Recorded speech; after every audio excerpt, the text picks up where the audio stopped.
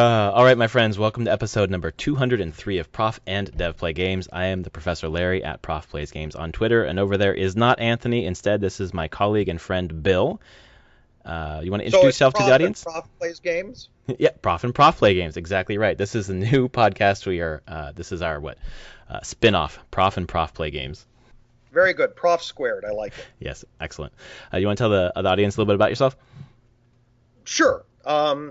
So my name's Bill, and I am a professor, and I am also a lifelong video game person. I first became involved, and this is going to date me, back with the Apple II, and I've heard of it. then became. I'm sorry? I've heard of it. Oh, that's good. That's good. Yeah. It's very sad because the Apple II Plus didn't have capital letters, so you had to hit the escape key twice to make it into a capital letter. So that was very exciting. It's infected my typing ever since. Oh, no.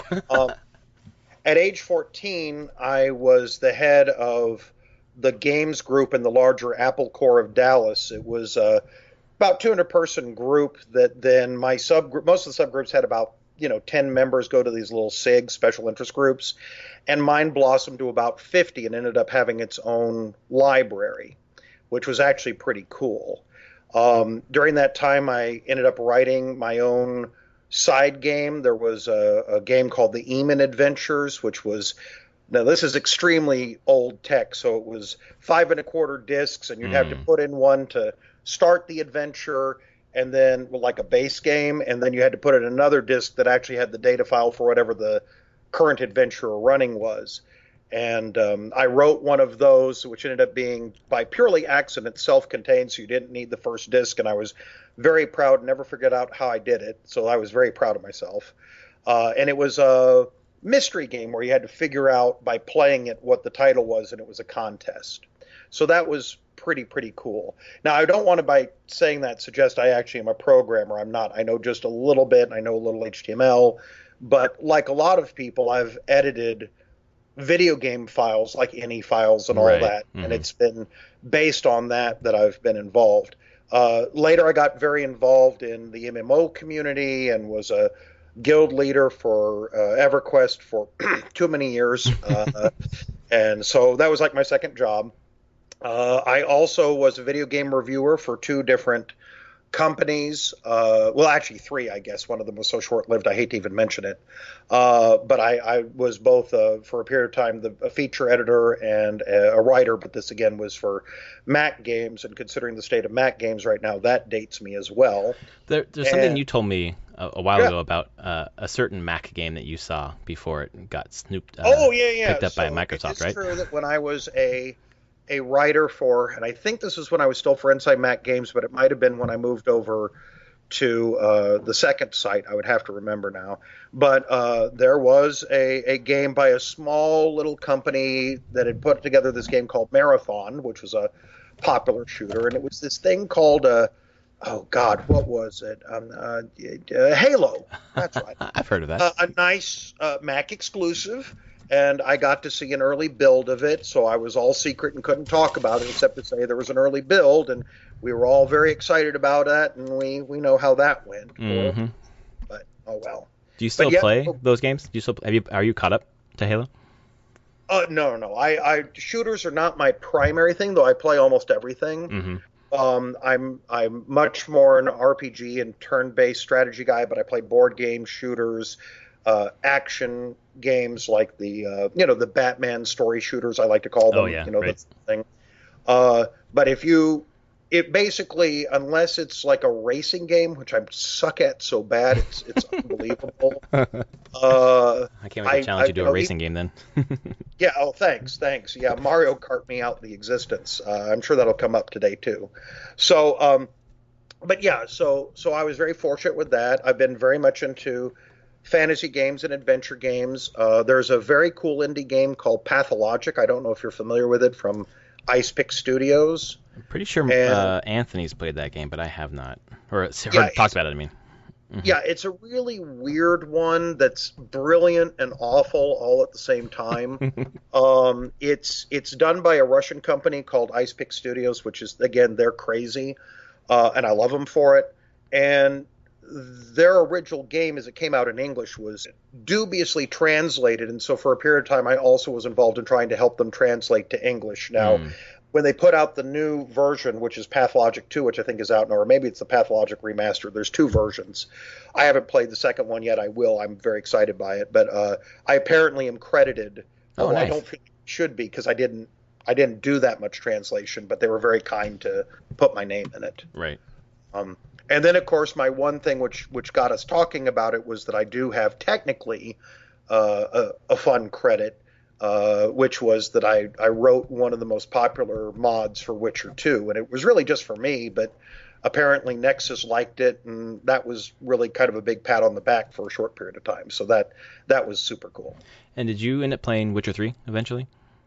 No, in fact, that's on my list of when am I going to have like 2 months to lose my life. Yeah, exactly. I still need to finish Witcher 2, in fact, which wow. is I made the fix for it, but I can't, knowing how complex and weird the character development was in the first game, and knowing what I know about the openness of the third game, I really want to complete the loop of the second game to kind of understand where the relationships are going. But Right. I find myself in analysis paralysis. Do I do Scoia'tael or not? Which I never kind of liked them anyway, but then it feels like if I don't do both, I'm losing like half the story in two, and so Right. yeah, I'll go back to it eventually. But yeah, it's such a long game, such a great game. But when it came out in 2015, it was May, June, July. Like that's what I did. That was my life. What I did for my summer vacation. Pretty much, fell in love with it for sure.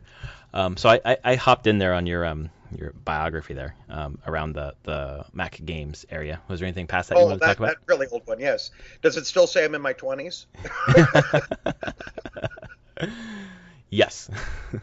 Good.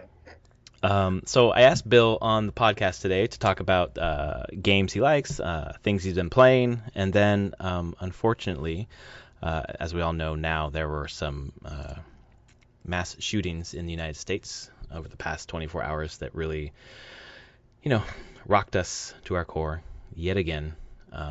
And the reason why I bring it up on a video game podcast, and I'm actually happy to have Bill on this podcast with me today to talk about it, is because pretty much immediately the Republicans, two Republicans specifically, the Lieutenant Governor of Texas and the Republican lead in the House, McCarthy from California, Kevin McCarthy, basically said that, let's see, what's the headline here from Daily Beast? Republican politicians on Fox News blame video games for latest mass shootings. I'm going to give a couple of quotes here, Bill, and then we'll kind of get into this. Sure. But the first quote is from Lieutenant Governor Dan Patrick, who was on Fox and Friends today, Sunday. And his quote is, "How long are we going to ignore at the federal level, particularly where they can do something about the video game industry? In this manifesto that we believe is from the shooter, this manifesto where he talks about living out his super soldier fantasy on Call of Duty. We know the video game industry is bigger than the movie and music industry combined." And then McCarthy picks up and says, "The idea of these video games, they dehumanize individuals to have a game of shooting individuals and others. I've always felt that it is a problem for future generations and others. We've watched studies show before what it does to individuals. When you look at these photos of how it took place, you see the actions within video games." And just to point out, there have been, and I think you can speak to this as well, numerous studies that do not show a link between playing and it's first of all, it's really unfortunate and complicated. So, but let's kind of put this out of the way. There is no direct causal link between video games and violence. Just that doesn't exist. Right. There is a complicated discussion that was, that kind of crested around the Grand Theft Auto era, where people were able to find some studies that found an increase in aggressiveness of people who played violent video games. But it wasn't necessarily causal, meaning that it was, first of all, they were small studies, and they were often self-reported. Sometimes they didn't really classify the games because it's clear that some of the researchers weren't gamers themselves. Right. And unfortunately, they said, well, we see aggressiveness in people who play aggressive video games, and to that, I hate to say, no shit. Yeah, exactly. Right. If you like aggressive behaviors, you're more likely to gravitate towards aggressive video games. And, not to be too glib, and I'm certainly not the first person to make the assumption, but culture does affect us, but at the same time, it doesn't in and of itself create. I mean, no matter how much Mario you play, you're not going to suddenly just start eating mushrooms if you don't like them. Correct. I could play 1,000 Burnout Paradises or whatever, but we're not going to. You never see somebody say, "Oh, all the car crashes we have of drunk drivers is because too many people have been playing Mario Kart." Correct. Right now I'm playing Fire Emblem Three Houses on Switch, and in that game you play a professor who's teaching his students basically war skills to go to war, and I'm not going to do that in my classroom either, even though I love this game. And as many times as I log into ESO or I've played Skype, I have yet to master a magic spell. It's very sad. I think you should try harder, Bill. I know. Get good. I've heard. Yes, that's exactly. GITGUD. Yep. But the actual recent. Oh, I'm sorry. No, I was just gonna say I'm disappointed but not surprised to see it just come so quickly back to video games. There must be a list of like anything except for guns. The prevalence of guns in the country, because the United States is not the only place that has Call of Duty. No, and so that there are a number of good points that are to be made. One is that there are two studies, one in 2017 and one recently just this year that was released in February 2019 that did overarching examinations, and the latter one, the 2019 one, is out of Oxford, so just a little small nothing school that did a study not of the handfuls of individuals but a study of over 2,000 individuals and found no causal link between aggression and video games. Right. They also, the 2017 study did MRI studies trying to find out whether or not that there was long-term cognitive effects of playing aggressive video games, and they found none. And those, if you want the show notes, I'll put in the links for those to you. And so, yeah, if you don't mind sending those over Skype, I'll put them into the show notes. Not at all. That'd be fine. And so, but because you do want to show your work. And this actually is very similar to previous debates that have been done about causal links of negative outcomes in the media. One of the people who does this out of the University of Toronto, he wrote a position paper that he himself has also testified before Congress on violence in the media because of the idea, well, it can't be guns, it must be law and order that's killing people. Because, we want to remember that originally it was violent movies that caused gun violence, right? Yep. Mm-hmm. And before that, it was violent comic books, which led to the Comics Code. And in fact, one of the other reasons I know that we ended up talking about this is because I've actually done a presentation, which I presented at Berkeley and then later at another college here in California, that asked about representations of gays and lesbians in video games. It's called Why Is My Elf Gay? It's Batman's Fault. It's an important study. That's a really great title, by the way. Thank you. The elf, of course, is Zevran, because I had to, we want to talk this in the video game part. But, but the origins of a lot of this, if you look back at what was being said by, the idea of, the corruption of the innocents that are going on and how terrible things are, there was this lavender scare that came along with the McCarthy scare that, oh my God, gays are turning everyone gay. Right. And it was posited that Batman and Robin were clearly Batman and Throbbing, I guess, and of course Wonder Woman was turning all the women lesbian. Right. So, we had to clean up the comic books. That's why we eventually had things like Aunt Harriet written into the comics, and then in the 60s, Batman, because she was like proof that there was no gayness, and all that. And in that period when that was happening, were those scapegoats brought up to deflect from the real issue that they knew about, or was it just them casting about? Well, it's a lot of kind of, the chicken and the egg, because I think people are desperate for scapegoating, and in particular, it's a little different when you're talking about a minority group versus a majority desire. So, when we're talking about scapegoating minorities, there's a long and not so proud tradition from and I'm about to say phrases that are, not pleasant, but they're historically accurate. The Sambo figure from, the period of Reconstruction and slavery, Right. the transition of that figure to the violent black criminal, which is and rapist, which was starting in Reconstruction, the reason that lynching was given for it. We know of the ugly Jewish characterizations that have been long-standing, the so-called, and again, I apologize for the language, quote unquote, chink figure, right? The evil Asian that's going to come out and destroy us. They're all a long, continuous line. Our colleague Matthew has done a talk on Japanese internment and the images of the Japanese in popular culture. So this is nothing new, to use that. Right, and the old is becoming new again, especially with the internment happening in our country now. Exactly, and there's a reason why people like George Takei, who, he himself was interred in the camps, has been a very strong vocal opponent of those, saying, hey, this is the same sort of thing. We're characterizing people as dehuman. And this is what's kind of really weird, is that if you look at the language of some of those politicians that like to go after video games, look at the manner in which that they retweet particular images. And when they talk about dehumanization, they are involved in a culture of dehumanization, but it's usually towards minorities and gays and, whoever happens to fit their particular bill. And right. I don't want to make this, I know this is a game podcast, so I don't want to get too political or lean on one side. And there certainly have been, Democrats who've gone this way, Tipper Gore famously in music for a period of time.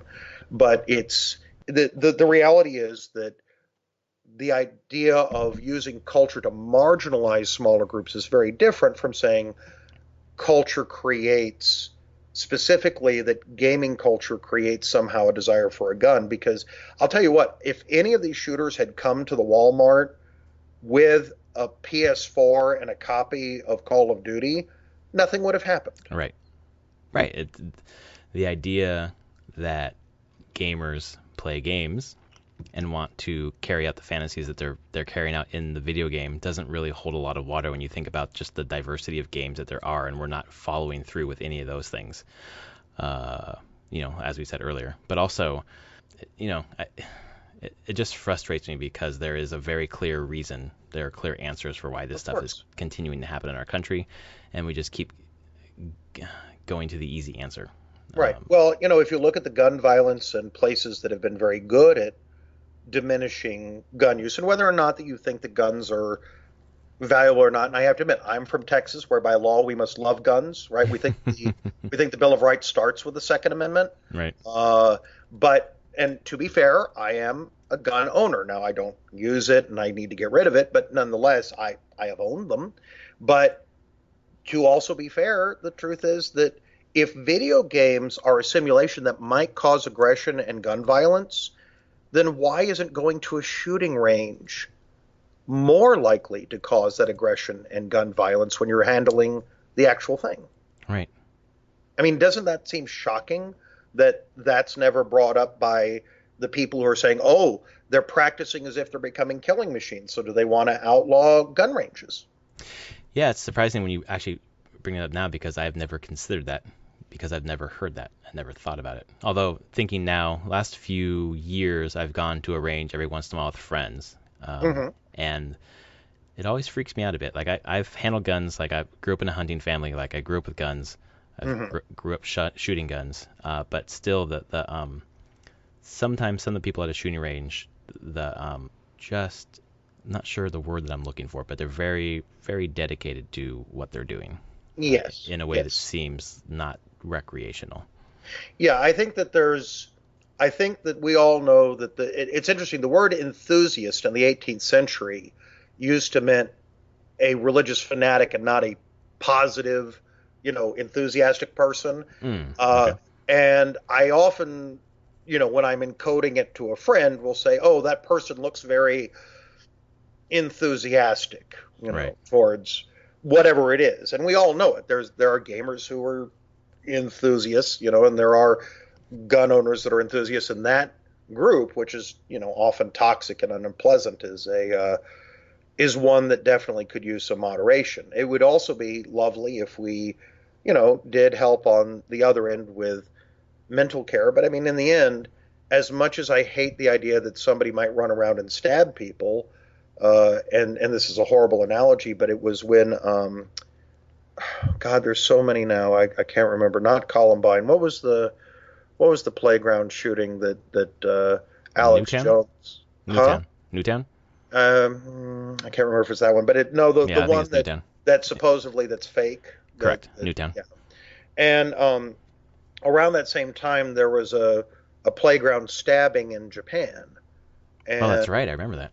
and almost the same number of people were hurt. But here's the trick: none of the people in Japan were killed. Right. That actually having a least lethal weapon actually changed the outcome.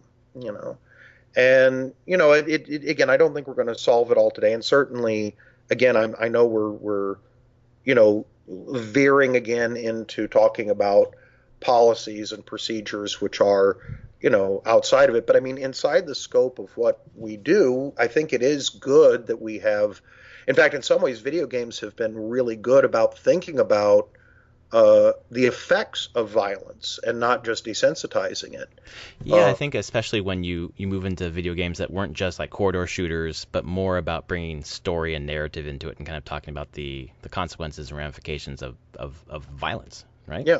And sometimes it's, obviously violence is a simple mechanism, and so it's often used in a lot of games, but there are other times where the consequences of violence are so well done, and some of them are in things like quote unquote visual novels and walking simulators.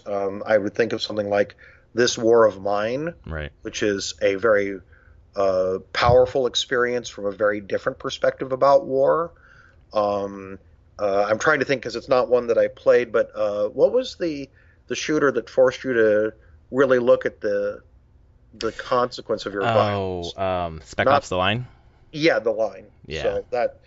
So there's certainly a lot of stories out there that force you to do so. Even one that I suppose when we talk about what we're playing, I not so long ago finished Edith Finch, All right. and talking about the powerful effects of individual either violence or death and how that can powerfully move you. It's games have a tremendous power in that regards, and I hope that we continue to see narratives that take a look at it and exploit the power of that narrative in the same way that we can see action movies, but sometimes it's powerful to have a movie that also really hits you in the heart in a way. Like I don't know if you saw the horror movie Hereditary, Mm-mm. but it doesn't have a lot of deaths in it. But there is a moment, for those who've seen it, I don't want to give spoilers, but there is a moment where a character dies, and the reactions of that character is actually what makes up a large power of the emotional impact. It makes it so horrific. Mm. One particular person's long drawn out cry may be one of the biggest cinematic moments that you'll ever experience. And those sorts of moments that media give us, in the same way that reading All's Quiet on the Western Front reminds us that war isn't all about glory, it's powerful, a red badge of courage, right? Right. And I feel, obviously these quotes name Call of Duty, but I don't know if you know much about the new Call of Duty that's coming out. But no, that's not my wheelhouse as much. But I mean, I listen to the updates and then they kind of flow through me like the Force.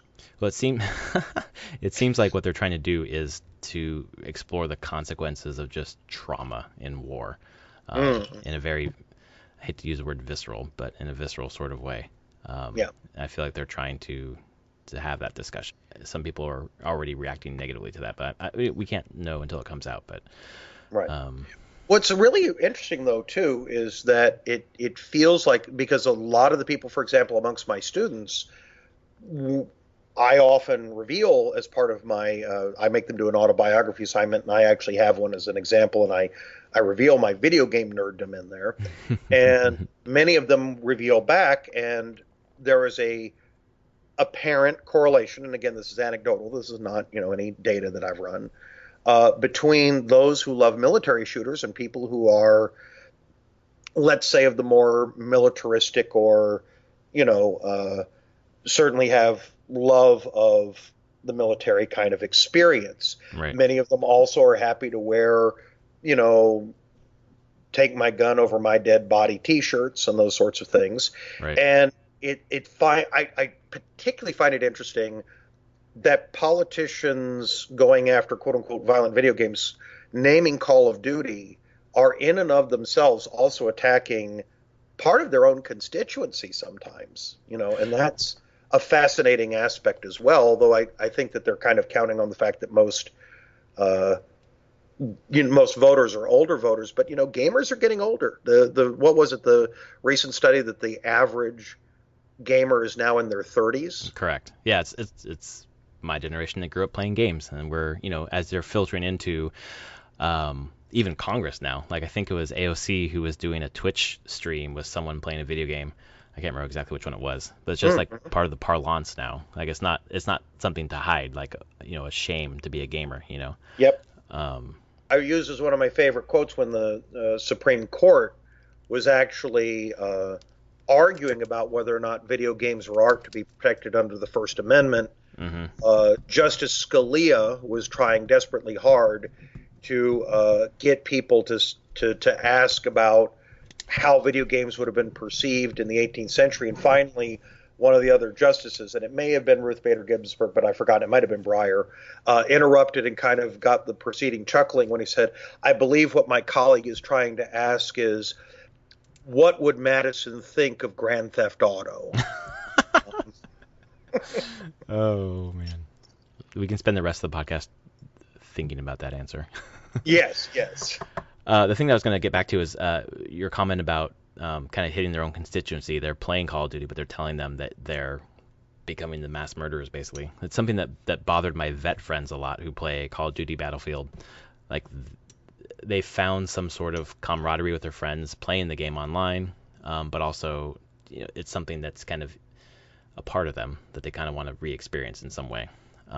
But to imply that means that they're going to go out and shoot people, like that always for them. And I imagine there are vet gamer groups that feel the same way and speak out about that. Yeah, it's one of the things that really breaks my heart.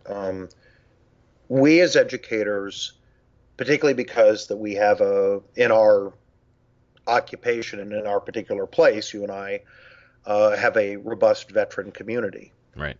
And because we're very fortunate, and I know you're the same kind of educator whom people talk to about their situations, we often understand that there are people who come back with PTSD, which is not shocking and often undiagnosed or underdiagnosed and certainly undertreated. And with those individuals, the ways to try and cope with this, if instead of going into hypervigilance because of something, you can process that in an electronic medium or have that, as you say, camaraderie. I have an ex-student who, he and I are very politically different. I really like him. He really likes me. He, unfortunately, has been very lost since he was no longer active duty. Thankfully, he's now transferred back to another location and is actually in the aeronautics field, and things are much better. But to be able to find outlets that are safe to explore these concerns and fears, but of course has to be coupled with the health care, which, of course, ironically, some of those people, for example, certain senators were pushing back against an expansion for veterans' health care, which was deeply unfortunate. So it would seem that these are all things that, if you're looking at the larger picture, you shouldn't be going after the most vulnerable.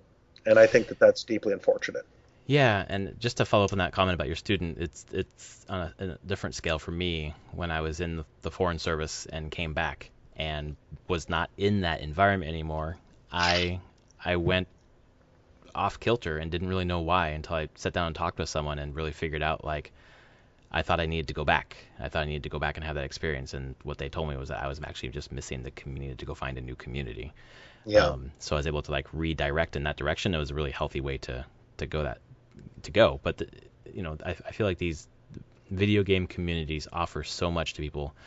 There was an article from New York Magazine or Wired, I can't remember what it was, but basically it said that video game communities, Xbox Live, PSN, whatever, are keeping male friendships together, because it was saying that the premise was that many men don't call each other and say, hey, how are you doing, how are you feeling, how are things going, but as they're doing something, those things will naturally come up. And because we're so splintered and living in so many different places, the opportunities to actually get together and do things are fewer. But gamers get together and then talk on party chat, and then as they're playing, they start having those conversations and processing some of those feelings that they're having. So I think there's a lot of positives that kind of get overlooked by politicians who don't know much. Yeah. Well, it's a really good hypothesis, and there are. I believe it was brought up by, and I'd have to again go back and look. I think it was Thomas Friedman. There's two Friedmans. He's the one up in Toronto, who's published work on violence in the media, and he did again a paper on this, and he pointed out that the positive cognitive beneficial effects, and also that the type of games, such as social games, are showing positive effects on community, that we really need to not only classify, but then also understand what is the nature of those interactions. And so I think it's all, again, I don't think anything should be off limit for academics. I just think that we should always look at it with great thoughtfulness, and just in the same way that often whenever a new medium comes out, we get into a panic that new medium is destroying us. Right. And that can be the role-playing game Satanic Panic, right? That led to people being jailed for lies. It was a terrible situation. Right. And I don't know if you know, but the first quote-unquote novel in the English-speaking language is considered Pamela, and people had their arms up in fear and terror that Pamela was causing moral degradation, and if people started reading these novels, it would destroy us. And now we'd do anything to get people to read a novel, Right. Even that novel. Yes. Well, ballet, and one last example, I'm sorry, but were you familiar with how ballet was classified as we got into the Victorian age? Was it classified as erotica? Pornographic. Yeah, okay. I was close. And it was banned. Huh. And again, now I couldn't get somebody. I mean, I don't know if somebody told me I was watching porn, I'd go to ballet, but it's still right there. So it's fascinating that we have had these cycles, and anytime there's a new medium or a new expression, or that there's a cultural backlash, and that it gets there. One last point, if I can make, because I want to kind of put it in separately. One of the other reasons I think this is such an intransience problem is that gun ownership, since particularly the 1980s, has become a form of cultural identity signifier. Correct. That it, in the same way that being Latino or gay or, whatever that particular thing is, the self-identification and tribalism has now become so important an identifier. I mean, if you're in Texas, literally you could pry my gun out of my dead cold hands is the gay pride sticker of Texas, right? It's a very specific identity that becomes part of who you are, more than just the function of the item.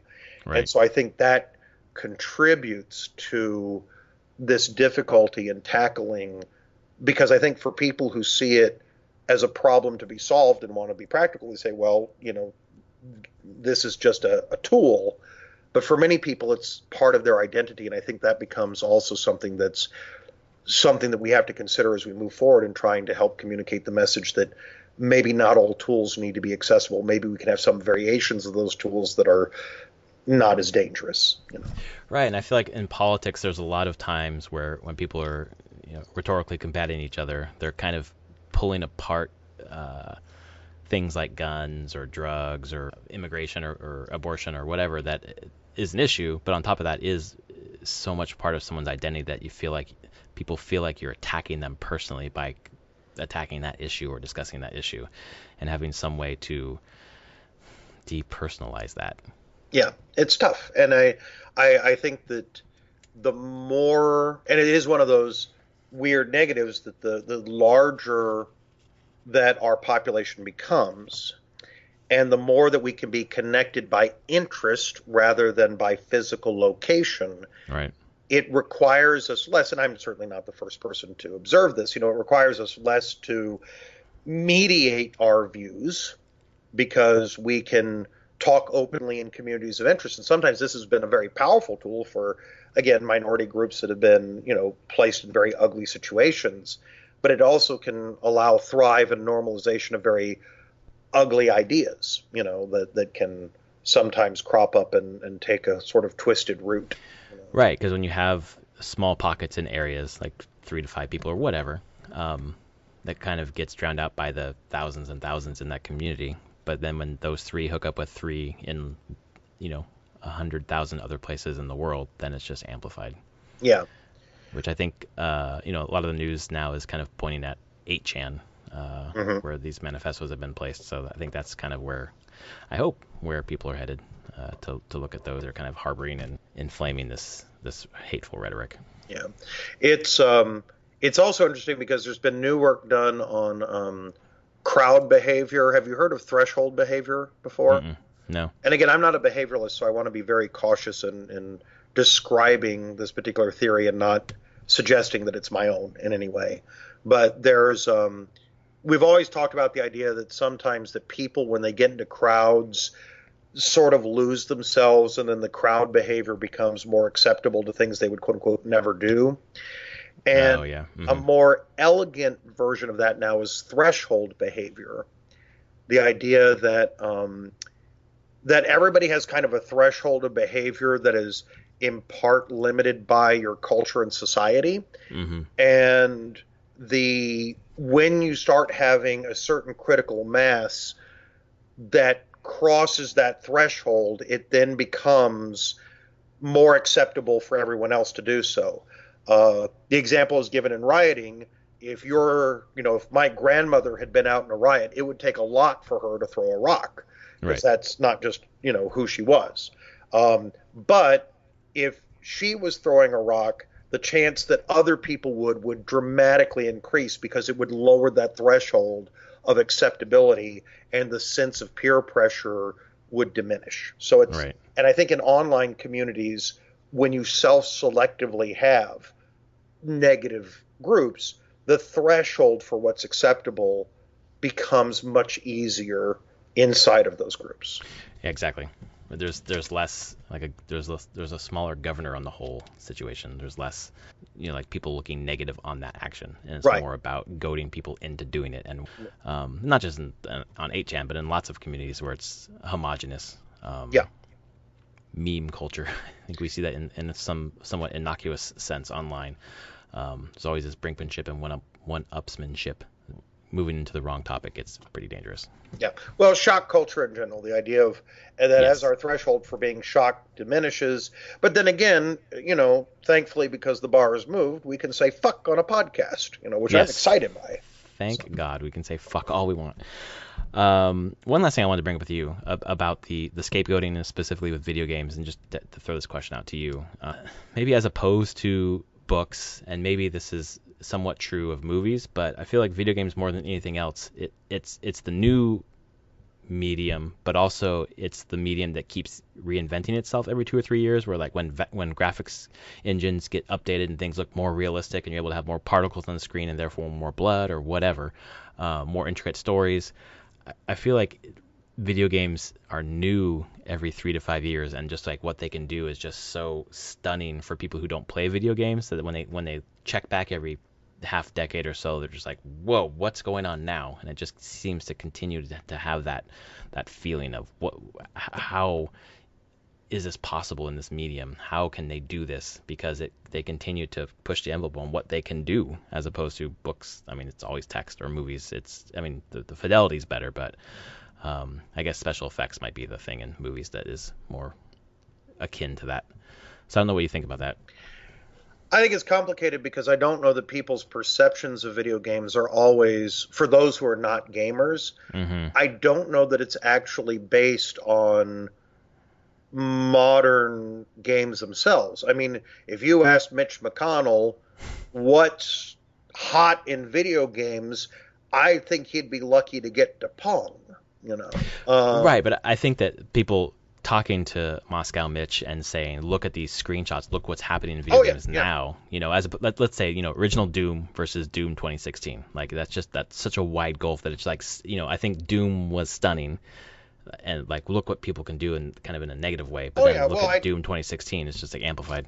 I think part of it's also the ease of being able to record and take selective screenshots. I mean, Yes, that's true too. the fact that we have the ability to capture moments that are often not contextualized, Right. and I'm not saying that there isn't some real thoughtful problematicness of something like a no Russian level, Hmm. but at the same time, out of context of what that larger structure is, I'm not sure that it has meaning beyond, oh, good, here's something that we can say is the most terrible thing. Let's look at a kill from Dead by Daylight, right? Right. And oh my God, look at what they can do. But also, I mean, there's also intentional misrepresentation. We've seen times that people have put things that are like, there's literally been cases where certain news channels or so-called news channels have placed graphics, and it ends up that the graphics that they're representing as a place were a video game. You know, there's there's Yeah. circumstances where somebody will misrepresent a particular actor or a thing as being real. I think this is a harder thing, and yeah, I think that people are always saying, "Oh my God," but I think people also inform a lot of their idea of what video games can do from sources that aren't what video games do. If you Right. look at movies from the 80s and 90s that were positing about futuristic culture, Tron, Videodrome with the sensitive actor James Woods. But any Cronenberg film, right? Existence, those sorts of things. Hmm. Um, I think that you find that what people think video games can do and what they actually do sometimes are the culture kind of mixes, right?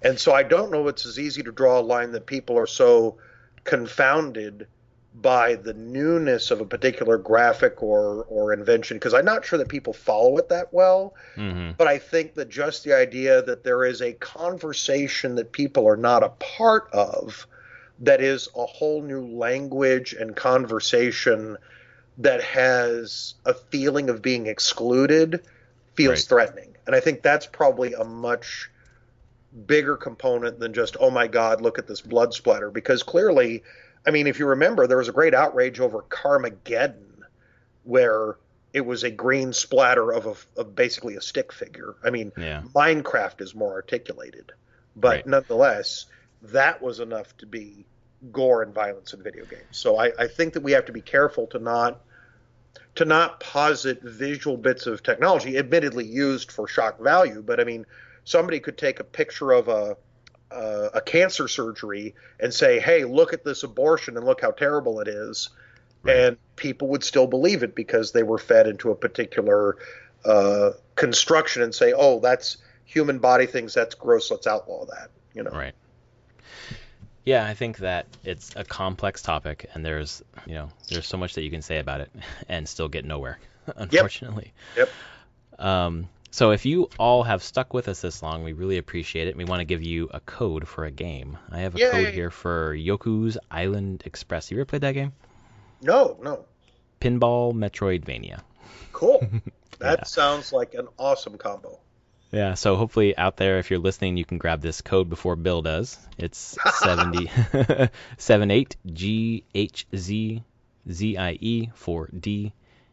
78GHZZIE4DMK43H. So enjoy that. Plug that into the old Steam box. 4, 3, 8. No, sorry. Oh man, so why don't we move into what you've been playing lately?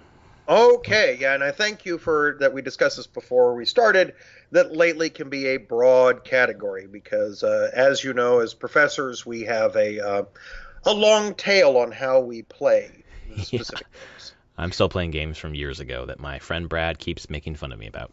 Yep. So amongst the things, first of all, in my day-to-day thing, I have the weirdest combo of shit that I like. So on the one hand, I still have little mobile games that I play, which I'm very embarrassed by because I clearly am. If I'm not a whale, I'm at least a dolphin because they got my number. And so Which ones are you hooked on? there's two little match 3 games, one called Gardenscapes and one called Homescapes, which does the match 3 business, but also has a storyline and a little Sims-like component to it that's got my number. And that's those are fun, but I mean they're there. I finally got off of the crack that was Puzzles and Dragons. Oh God, yeah. Oh my God, I can't even imagine. And if I wasn't a whale, I was a fucking leviathan. I luckily got into that on the 3DS where it was Mario Puzzles and Dragons, and there were no microtransactions. It was just play the game. It's a great game. It has all the addiction of a Pokemon, and at the same time, it has a lot of complicated mechanics. But the fact that if you have to be on 12 websites to even figure out what day you should be playing for this upgrade, thankfully, it ultimately outdid me, is that I just couldn't keep up. And they of course, to get money, they would limit the box space that you had.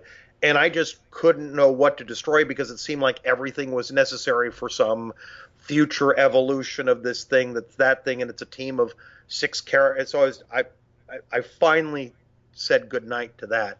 And the other one, and I'm a bit embarrassed by it, but it's more because of my fanboyism, is that I am in Injustice 2 on the mobile. And, on the mobile. Have you played on the console? Very rare. I am so bad at fighting games like that.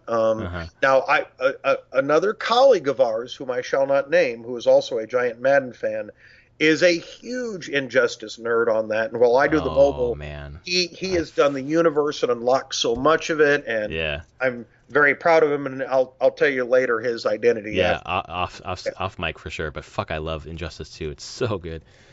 Yeah, and I'm shit at fighting games, but I love playing them. Yeah, I really, this one got into the hook because, of course, then they added the community element, which gets you back. And unfortunately, our leader has been gone for 2 months now. And so we're actually having to recreate the little guild, and they want me to lead it, which I do not want to do, but I'm going to get into anyway. And we're all on line chat because we've got one in Nigeria and one in Australia. Wow. And I mean, that's kind of the awesome thing about, again, speaking about the community, is that these are people that are global, and even in something as stupid as a 30-person guild in a dumbass online game, there's this huge connection that you have. So I'm really building real relationships.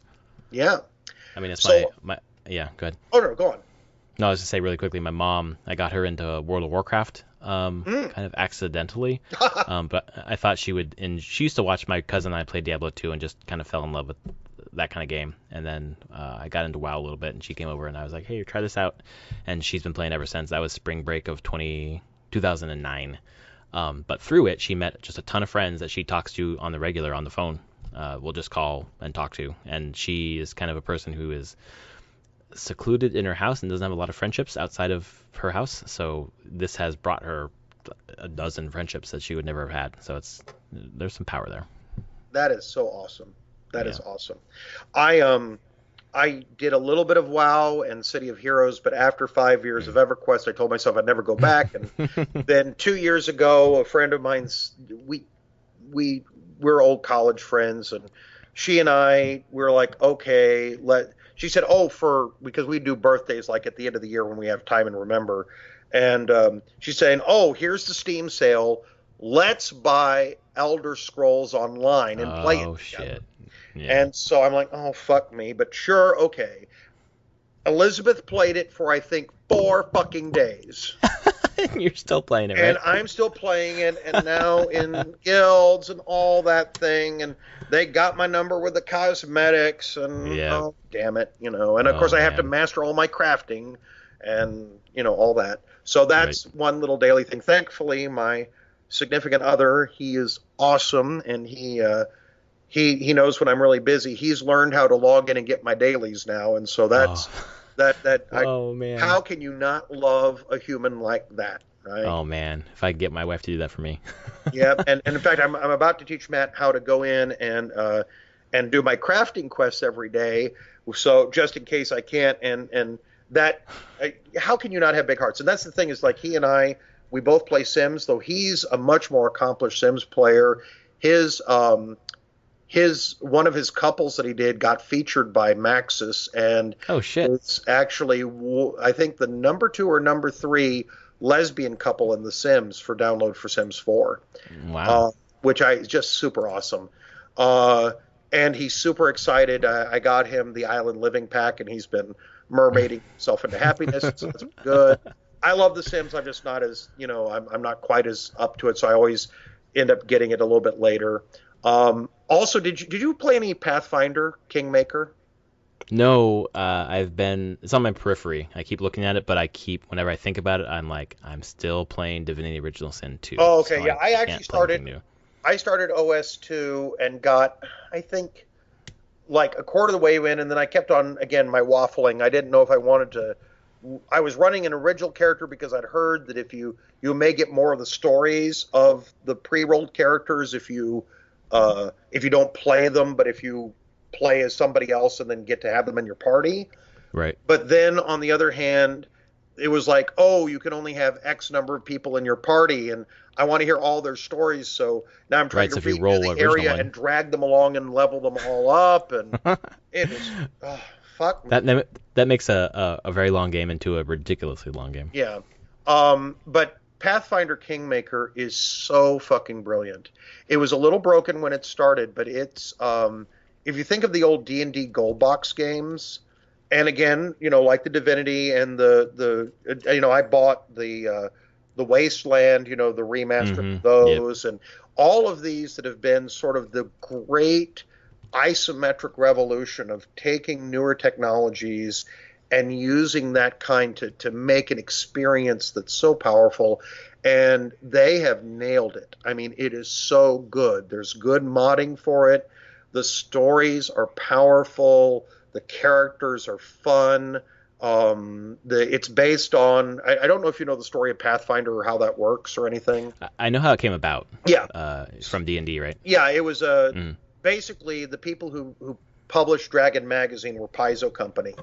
Mm-hmm. And they lost the license as D&D was moving to 4th edition, but by that point they'd created, of course, this Pathfinder world, and so they just basically made Pathfinder or D&D 3.75, which became known as Pathfinder, with the open gaming license, and so that was really cool. And they run modules that are like 6-episode modules that people can run.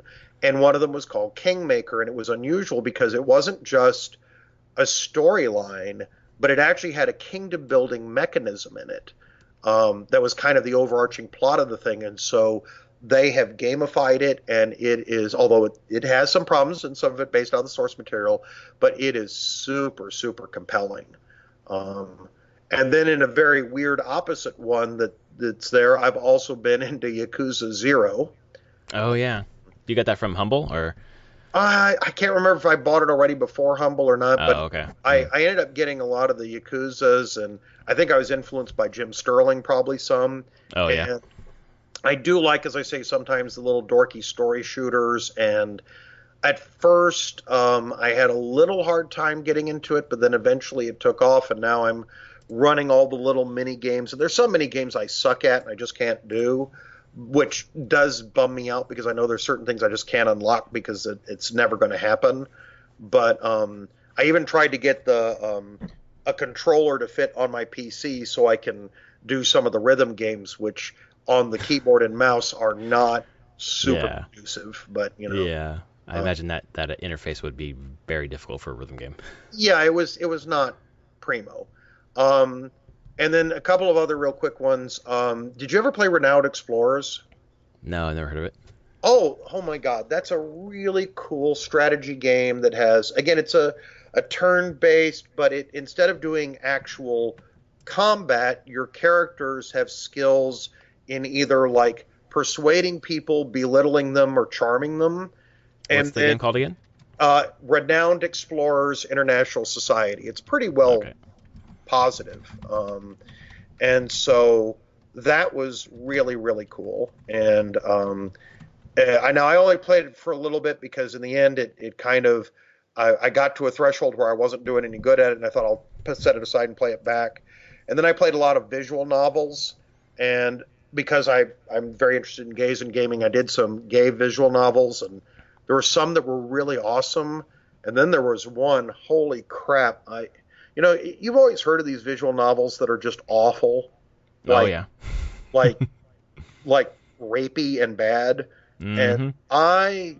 oh man, I was so much excited as I was telling Matt, oh, you got to see this one, you got to see this one. And then it got to a certain point, and I am so horrified by it, I had to just stop. I mean, it was incredibly awful. I mean, Yeah. just beyond unpleasant. And I'm not squeamish about various different things, but it was definitely all the good answers were the non-consensual ones, and I was like, I am out, I'm done. Oh yeah. No, but it did inspire me to start playing around with building visual novels, and that's actually sort of a long-term thing, is to start writing one that's maybe a little bit more charming. Although there are some that are really out there that are really good. I know it's probably not one that's ever been on your radar, but there's a really cute one called Your Royal Gayness, Mm. which is a visual novel and kingdom management game. Pretty light in the kingdom management, but it's a kind of East Asian Indian kind of trope character, and you're a closeted gay prince. Your parents have gone away and have left you in charge of the kingdom, and part of it is you're trying to make the kingdom prosperous enough and maybe pass some edicts to make the society more open, but which could affect you and your romance options, but at the same Mm-hmm. time push too hard and you could cause revolution and have yourself overthrown. And every time you make an edict that kind of pushes in one direction or the other, you'll also get private notes from people, both positively and negatively, explaining why they're upset you're violating tradition or why they're so thankful because they've been so scared. And it's really a short but charming game. And is it Steam only? Do you know? I know it's on Steam. I don't know if it's Steam Mm. only.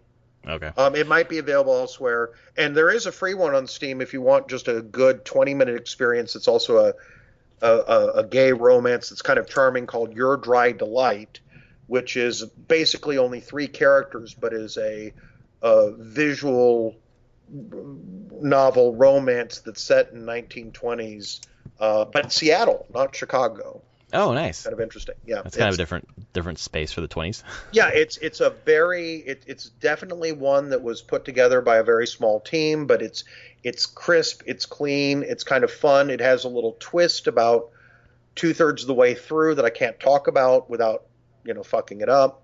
Mm-hmm. But it's worth trying, and it's again 20 minutes of your time, and it's free, and you won't end up having although I love it, you won't have a Doki Doki Literature Club moment. Oh my Christ. Anthony and I played Doki Doki Literature Club for our video game book club a couple years ago. Oh And my God. wow. Such a game. Such a Oh my game. God. And I also Unfortunately, so it, good. on the recommendations screen on Steam now, Anthony just gets visual novels for like hentai. That's all he gets now, and he's just like, fuck, why did we play this game? It was fucking great, though. Oh my god, the meta level of that game. And I assume you went to the ARG later to find all the hidden stuff in there. I don't know if I did. I don't know if I went back to it. So the files have extra. There's an entirely alternate reality game you can find on. I think Matt Pat of Game Theory has a good summary of it, amongst a few others. That there's this insane alternate reality game that's part of the save files that tells another story. Oh shit. That's Let's go back to another that. level to Doki Doki beyond what you experienced. Oh my god, that game. It's I'll yeah. I gotta go back. I'm sorry. I said I gotta go back and do that.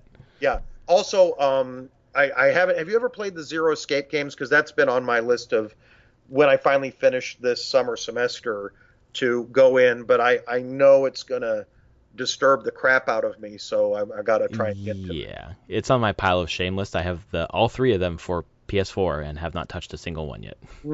Yeah, You know how it goes. Our backlog is so huge because we have so much stuff to do. oh yeah, no, and one that I never got back to was Heavy Rain. Oh yeah. It Hmm. was it was a really powerful game. One of my very dear friends, who's a TV actor and Broadway actor, he's also a PlayStation nut, and he really recommended it and got it for me, and I played it about, I don't know, I mean, a third or halfway through. It's hard to tell because I didn't finish it, but it was around the time my father was dying. Mm. And because of what was clearly going on in relationships with fathers and sons in that game, I wasn't in an emotional space to re-examine that right at that moment. Right, of course. And it's been one of those that I know I need to go back because it's an experience I think that everybody is, it's part of that lexicon. Like everybody needs to have played a Civilization. Everybody needs to, but Right. I haven't. I don't know when I'll get to it because I literally have over 2,000 games in my Steam library. So Yeah, that's how I feel between the Switch, PS4, Xbox, 3DS, Steam. Like the backlog is just so huge. I have so many. I'm playing games that are just like hundreds of hours. Like I just started back in on Assassin's Creed Odyssey DLC, and I'm at a fucking hour 104 of that fucking game. I've been playing oh it my since God, last October. So that is so much of a brilliant time suck, and I only played the first few Assassin's Creeds, and yeah, I know I'm going to have to get back to it, but I'm also wondering if maybe, like, because I know one was really clunky and I was getting kind of frustrated with it, yep. if maybe I might want to see, and I never do Let's Plays, but it might be one that I would be willing to experience on a Let's Play. Yeah. So just like I'll never play Cuphead, but that's one I could probably experience on a Let's Play because Oh it, fuck, it, it's it ain't my so good. bag, but oh man, it looks great, you know. Man, Cuphead's so good and so fucking hard. Oh, it's like I don't know if you played Celeste. That's Um, on. I recently got it on sale. I can't remember if I got it for the PS4 or if I got the Steam version, but that's another one that's on my. it is so fucking good. It has a great story. It's like a just a tough as nails platformer with a really good story about anxiety and depression and panic attacks. All the Fucking happy great. stuff. Yeah. Yeah, exactly. I really connected with it. Really did. Other thing that I'm playing besides Assassin's Creed Odyssey, which Anthony will be happy about, is Fire Emblem Three Houses, which is the new Fire Emblem strategy RPG for the Nintendo Switch. I don't know if you've played Fire Emblem before. No, and The nor have I Nintendo played property. 3M Fuck, but both sound. That one probably is better. But Is that one basically, of the this game hentai? it is. It's the one that Anthony got recommended and secretly plays. I understand. I hope he's listening to this. Hello, Anthony. So basically, it's a strategy RPG where you have, I don't know if you ever played like Advanced Wars. You just have like two armies and you're basically facing each other and strategically trying to pick Final Fantasy Tactics or whatever. Yeah, I'm kind of more thing. familiar with like the Heroes of Might and Magic series and Oh yeah. their Right. spin-off, which was because before it was Heroes of Might and Magic, and they're so much better because they have the RPG elements in them. King's Bounty. And the redone Russian versions of those are so good. But anyway, no, I don't have a Switch. I have the PS4 and I have the The Steam box. Yeah, thing, your PC. yeah, but the thing I'm supposed to be doing work on, but frequently has Steam on in the background 24 hours a day. Yeah, I remember making videos for my students, and I forgot about clipping out the bottom part, and they're like, "Is that on the is that Steam? Is that BattleNet? Is that GOG?" I was like, "Yeah." But I had a really good conversation about that with that student, so it was fine. But basically, it's Fire Emblem. It's a strategy RPG. It's always has been. It's been based around just chapter by chapter battles, kind of getting through this. I don't know. Okay, ho hum story, but the meat of it was the strategy RPG, the battles. And then Three Houses basically has basically taken Persona 5, Game of Thrones, plus the strategy battles of Fire Emblem's past, and just turned it into this just amazing amalgam of a game. Oh my where I've God, that played- sounds awesome. It's fucking great. I've played probably 8 hours, and there's only been like 2 or 3 battles. Mainly, it's been about you're a professor and you're getting to know your students, choosing which house there's 3 houses, you choosing which house you want to lead. which spoiler alert, later in the game you're going to fight two that you didn't choose. Of course. Yeah. Yeah, but you're basically getting to know your students and leveling up their skills to match the army that you want. Working on their heavy armor skills or their bow skills or their sword skills or whatever. And then you're progressing through kind of like dialogue stories with these characters and really learning like really deep, minute, detail-filled stories about these characters that just the story is incredible. And it's a game that it's a series that I've loved for a long time, but always about the battles. And now I'm playing this new one, and I've fucking probably battled for like 30 minutes out of those 8 hours, and I'm just in love with it. It is so fantastic. Awesome. Yeah, so that's why I've been playing. Anthony, he's on vacation for 2 weeks, as the audience knows, but he brought a Switch and was able to hotspot his cell phone to get the download file to unlock Fire Emblem. So he's been playing it every night, and then he charges up his Switch during the day on a charger connected to his car. So he's really working hard to play that game. Awesome. Yeah. Let me flip this on you. Have you finished with the games that you? That's all I've been playing. Yeah, okay. Just those 2 games. Well, then let me, since I have you in a controlled environment where you can't escape me, which is awesome. Oh, I can mute you. No, just kidding. Thank you. Having the flu helps in this case. So, if because I'm only through your back catalog of like 100 of your 200 episodes, so I apologize. I'm clearly a slack. No, that's fucking way more than enough, my friend. But one thing that I don't know that I have from you that I would love to hear, and then maybe if you want I can toss them as well. If you were going to recommend to your friend something like, okay, there's going to be a GOG sale or a Steam sale, and there's a set of games that maybe are ones that people haven't heard of. I mean, like, we mentioned Pathologic before or something like that, or something even people might have heard of but never played, like Vampire the Masquerade Bloodlines, something that really could still hold up and all that. What would be some of the games that you would recommend that you would say, hey, these are older titles, but just, oh my God, I really need to revisit them, or I need to make sure that I get them when they're $1 or $5 on Steam? Oh, that's a hard question. One that pops into my mind immediately, and I don't think it's not like a hidden gem, although it's a game that I don't know if everyone has played. I don't know if you've played Mark of the Ninja. No, I know the name. I don't know that I've played it. It's by Clay, and they did Don't Starve. They've done yes. Invisible Ink. So it's basically a stealth platformer where you're a ninja going through different rooms level by level, trying to basically get to the goal. And you can do a completely stealth run where you don't kill anyone. You can go through and just murder everyone if you want. And it's just a really smartly done stealth platforming game that I haven't seen the likes of anywhere else.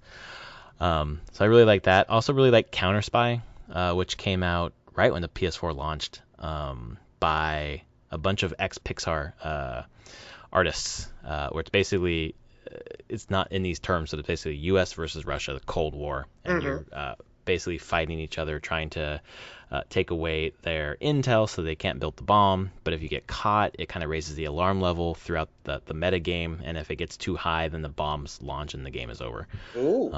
And it's just beautiful. Again, stealth. Maybe I'm... I don't know if I'm drawn some of the best games that are underrated have been stealth games. I mean, obviously the Arkham games were probably, the pinnacle of starting where you really felt like Batman. But long before that, No One Lives Forever 1 and 2 are superior experiences that it kills me that license is caught in a nothing burger void, because that is such an experience that people really should have. And of course, Vampire the Masquerade I just mentioned, which I'm hoping the second one, God, that it better be good. My heart will die if it's not. People seem positive about it, so hopefully. Yeah, I'm excited by all the trailers. Matt's excited by all the trailers. I know I'll probably go Toreador and do the charming version. I think he might go Malkalvian first, or he might do the other and then Malkalvian it later, so that he has the weirdness factor. I'm really excited to see the World of Darkness come back in a complex lore-based game that would just excite me to no end, Mm-hmm. Yeah, I'm hoping for your sake and for Anthony's sake then it's good, because he's just as excited. Oh, really? Man, yeah, he loved the first one. And then just to round out really quickly, this is a weird one, but if just looking for a chill out game, Mini Metro. I don't know if you've heard of that one. Oh, no. It's basically a puzzle game called Mini Metro where you're basically constructing metro lines for a city, and you're trying to manage the amount of people getting onto the metro and opening new lines so that the flow is optimal, basically. And it's just, you kind of get into that flow state with the game where it's just enough challenge to keep you like forgetting what time it is, basically. It's, if you like puzzle games, it's a good one. Reminds me of the old classic, sounds a bit like Pipe Dreams originally, which I don't think I've played that one. Okay, it's amazing that hasn't been reissued or remade, because for a while it was the de rigueur game, which was a little bit like a variant on Tetris, and you've probably seen it in a lot of mini games otherwise, where you have pieces that drop that are pipes that are squares that fit in a puzzle like a tanagram box. And each piece can be rotated, again, in certain ways, and water begins to flow through the pipes, and your idea is to rotate or get the pieces so that the water will flow correctly and then out without being clogged or stop. And it's really kind of awesome. Yeah, my dreams are coming back, because not just is Vampire being remade, but so is another game that I think a lot of people never played called Evil Genius, which I just loved as a game, although it was flawed very deeply.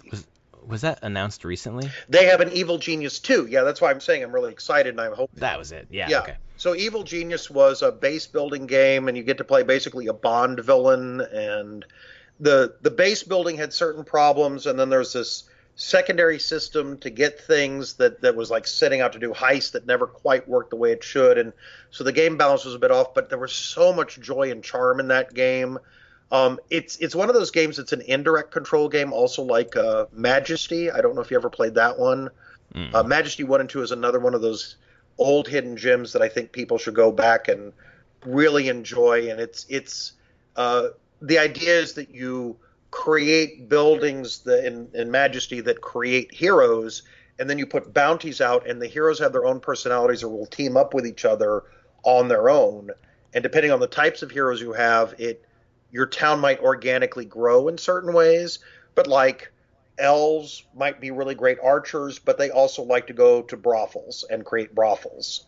And thieves are wonderful, but sometimes they'll steal from your own buildings as well as steal from somewhere else, And so risk reward. Yeah, it's a really interesting mechanic that I think, played with well, the idea of having minimal controls can sometimes be awesome if you have a moderate level of control. It's a bit Simsy. One of my old favorite games, Ghostmaster, another one that I think nobody ever knows, but I end up like writing a guide on and just love that damn game. And it holds up very well. And it's sort of like, imagine if you could have The Sims, but instead of controlling The Sims, you put ghosts and scare the shit out of everybody. Oh my God. I think you just sold me on that game. All the levels are based on tropes that are awesome. And it's deeper than it appears, because like everybody has both fear and then madness. And if you have certain ghosts that unlock their madness, in which you find out, so like if they're afraid of water, if you create flooding hauntings or fear of hauntings, then that will cause them to go mad in certain ways. It has parodies of everything from Quincy to Facts of Life to Ghostbusters. It is a charming game. It's cheap on GOG. I cannot recommend it enough. It's like $5. I'll buy it for you after we finish talking. But that's definitely one you have to get on. That sounds like a rad ass game. Yeah, it's awesome. Hopefully, some people in our audience will pick it up as well, because I think you just sold a few copies of that game. Oh, it's so good. It really is. Anyway, sorry. Oh man. No, that's great. Your question, I'm gonna kind of throw it back to you.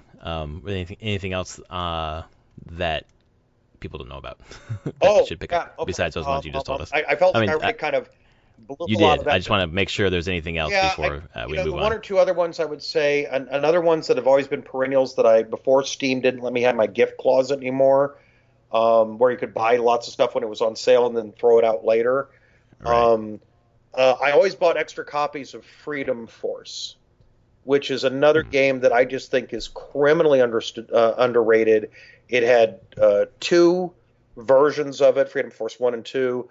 Both are superior experiences, and for anyone who wants to do a superhero game that it is an homage to, at first, Golden Age and then later Silver Age heroes. It is so good. It's so it was kind of based originally on the Champions license, or was supposed to be, but they couldn't get, or not Champions. Damn it! What's the one that's so fiddly with numbers? The RPG that can be done like GURPS. I think it was originally GURPS. They couldn't get the licensing right, and so they created their own kind of GURPS-like system for superheroes. Each of the superheroes is clearly an homage to certain types of people. So your original character you start to control is Minuteman, who's very clearly an anti-communist Captain American hero. They all have marvelous voices and battle cries. As you go through the game, you ultimately can get a team of 4, and you have your little like legion of superheroes, and you build up the different ones that you unlock level by level.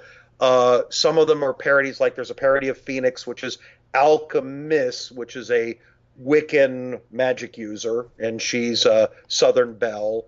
There's El Diablo, who's clearly supposed to be Johnny Torch, but he is a Latin fire guy, and so, but it's turn-based pausable combat with superheroes with powers that are fun, with resource management that's fun, and destructible environment that's isometric, but like you can grab lampposts and beat the shit out of people with the lampposts. It was way ahead of its time, and again, it's just costs nothing and is such an amazing experience. Yeah, it's on sale right now on Steam, the first one, for $124, 75% off. Yeah, oh no, it is so good. Oh my god. And I guarantee that you will have more than $1.24 worth of goodness out of that game. Yeah. And it is such a joy. There are a few things, like certain kinds of power-ups that you need. You have to destroy some of the environment, so it may be worth looking at a guide to know where some of those power-ups are, because that was the one kind of negative about it. But the first time you pick up a rock and throw it onto a couple of villains coming at you and they bounce, it is so fun. Oh my god. Anyway. Well, I'm going to have to pick that up after the podcast. You're selling me on so many games, Bill. Because you have all the time in the world. Oh, I'm not going to play them. I'm just going to pick them up. So one day, that mythical time when I have time to play games, I'll be able to jump into it. I'll be interested to hear if anyone's ever heard of them. Yeah, I would be interested as well. I think Freedom Force is something that I've heard of before, so I feel like that might have been from Anthony, but I guess we'll see. It could have been from Brad.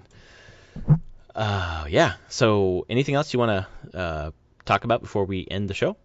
Okay, so the only other thing that I just wanted to do is give a quick shout out to a couple of people. Besides, I already gave a shout out to Matt, my partner, and now daily collector, which I'm very happy about. And again, I want to plug his lesbian couple on The Sims, because that was awesome. But I also have a number of ex-students that have gone into gaming, and I just wanted to, I mean, not just as gamers, but as game creators and part of the community. And I just want to give a quick shout out, one, to Alyssa. She is one of the most awesome humans. She works at Blizzard and has been part of their customer service and community development team for years, and she is awesomeness incarnate. My ex-student, Brian, who also now works for Blizzard and is doing, I believe it's character animation. He's doing some of the art there, but I don't know which element. He only recently was hired in the last year and a half, so I don't remember what project he's on or if it's one I can even talk about. There is Diablo 4. Well, at least you know how to count to 3. Isn't that the joke, right? Yes, right. My ex-student Scott, who just he's been doing a lot of indie stuff, and now he's actually over at Pop Dog, which I don't know if you're familiar with, but they're big into the esports, and he's a big interface designer and other things, and so I think he's may have been maybe like lead UI, but anyway, I'll be really anxious to see what he does over at Pop Dog. And then finally, the big plug is for my ex-student Angel, who was working at EA on some of their sports titles and now is with an indie company that's getting a lot of buzz, doing a game called Potionomics. And Google that, Potionomics. And they have an active Twitter and Tumblr and all that. But it is a shopkeeper type game, but not quite the, the Holy Potatoes, which by the way is a fun little one too, and all that, or even a Stardew Valley, but is more, the mechanisms are focusing on the haggling. The art is crisp, of course. The art looks really good. Holy shit. Yeah, I can never get enough of magic-based games and also resource management games. I can't really say much else because they haven't formally announced their publisher or any of those things, but it is something to follow. You can see it is a hell of a game. It's gotten a lot of buzz. Their team is small, and every time they've presented it at trade shows, people cannot believe what they're doing with a very small team. Of course, what they're doing is using clearly a lot of energy drinks and no sleep, yeah, of course. But just looking at that for somebody's first indie outing, it is breathtaking, and I hope that some of your listeners might take a hang on it, and maybe when it gets time, I can direct him in your direction to do a little bit of shameful plugging for it. That would be fantastic. Yeah, the art on this looks amazing. Yeah, looking forward to digging into that some more. He does a lot of the animation on it too. So I think there was one that recently was a shrugging character. I don't know if that's his shrug. I didn't ask him, but I didn't. I only briefly cleared it and asked him if he minded if I plugged it because it wasn't, in release state yet or even early access, but he was cool with it, and I'm just so proud of the work that he's doing, and you can see it's super good looking. So. Oh, it's amazing. Yeah, Potionomics looks like it's done by, let's see here, Voracious Games in Seattle. That's awesome. Well, Bill, thank you so much for coming on the podcast today. You've really uplifted our work here. Give us the erudite status we've been looking for. I think your level of work is, but thank you. Prof and Prof play games. That's going to be the title of this podcast for sure. Well, I thank you so much. It's been a real honor, and Larry, you do so much good work. And for anyone who's listening here, not only is this guy an amazing gamer, but the 5-second outro, this guy is an amazing human being. He does an amazing amount of work. The fact that he has time to do the podcast and play anything amazes me. He is so good to his students. This is the man. You should listen to him. He's thoughtful. He's kind. I just adore this guy. So. Oh, thank you. That's very kind. I can't wait to edit that out of the podcast. All right, folks. Thanks for joining us. We'll see you next week for episode 204 when Anthony will be back from the wilds. Next week will be the Fire Emblem podcast. So get ready for that, folks. All right. Thanks, Bill. Thank you. Bye.